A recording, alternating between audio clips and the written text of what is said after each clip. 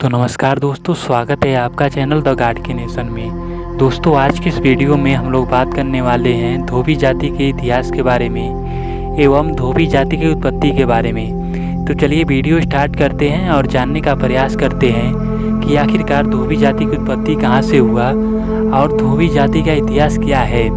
दोस्तों, सबसे पहले आपको बता दूँ, धोबी जाति को भारत के अलग अलग राज्यों में कनौजिया, रजक और आदि नामों से जाना जाता है। कनौजिया जाति भारत में धोबी समुदाय से संबंधित है, जिसका मुख्य काम कपड़े को धोना, सिलाई करना आदि। इस समुदाय का नाम कन्नौज से लिया गया है, जो उत्तर प्रदेश राज्य में स्थित सबसे प्राचीन शहर है। कन्नौज समुद्र तट से दूर एक छोटा सा शहर है, जो धोबी समुदाय के लोगों के बीच बहुत ही प्रसिद्ध है। यहाँ के धोबी समुदाय को अक्सर कनौजिया भी कहा जाता है।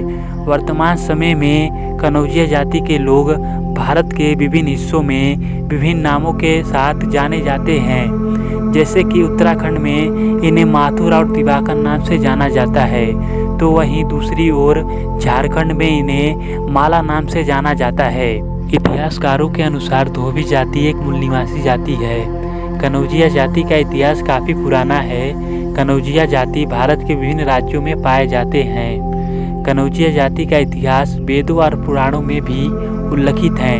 कनौजिया जाति का इतिहास भारत के उत्तरी भाग में स्थित कन्नौज शहर से जुड़ा हुआ है।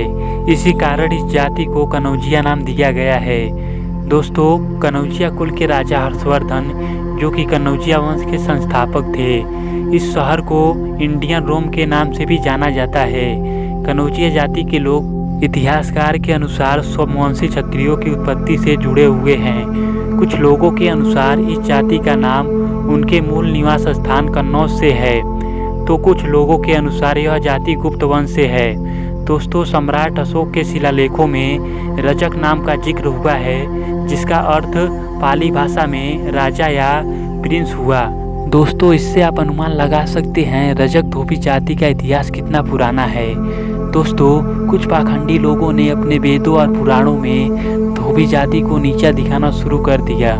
दोस्तों, इस कुल में राजा हर्षवर्धन, राजा माछीदेवा और संतगाठ के महाराज जैसे बहुत ही बड़े बड़े महापुरुष हुए, लेकिन कुछ पाखंडी लोगों ने इनका इतिहास मिटाने में जरा भी कसर नहीं छोड़े।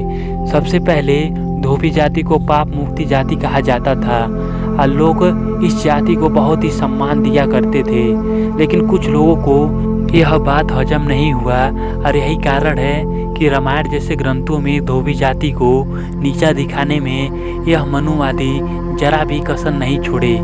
जबकि धोबी जाति का इतिहास प्राचीन काल से लेके वर्तमान काल में भी है। जलियांवाला हत्याकांड में सबसे पहले गोली खाने वाले नुत्थु धोबी और दलिया धोबी थे।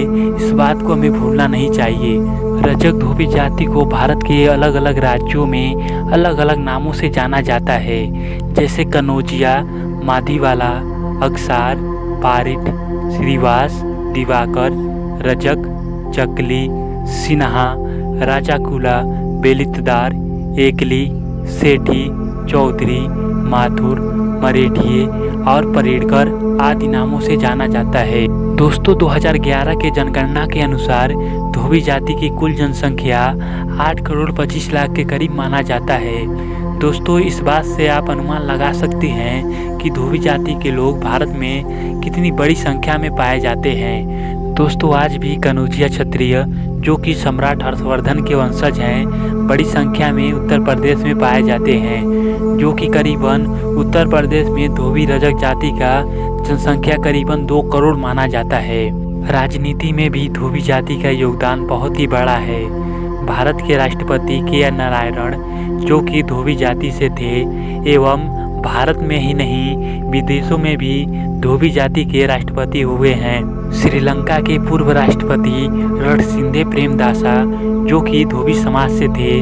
दोस्तों, इससे आप अनुमान लगा सकते हैं कि धोबी जाति का इतिहास कितना गौरवशाली रहा होगा, लेकिन कुछ मनुवादी और पाखंडी लोगों ने धोबी जाति का इतिहास मिटा दिया और कहा कि तुम लोग अछूत हो और तुम्हारा मुख्य काम कपड़े धोना ही है, लेकिन ऐसा नहीं है। दोस्तों, धोबी जाति की वीरांगना चकली लंबा, जो कि महिलाओं के लिए लड़ पड़ी सामंतों और जमींदारों के खिलाफ।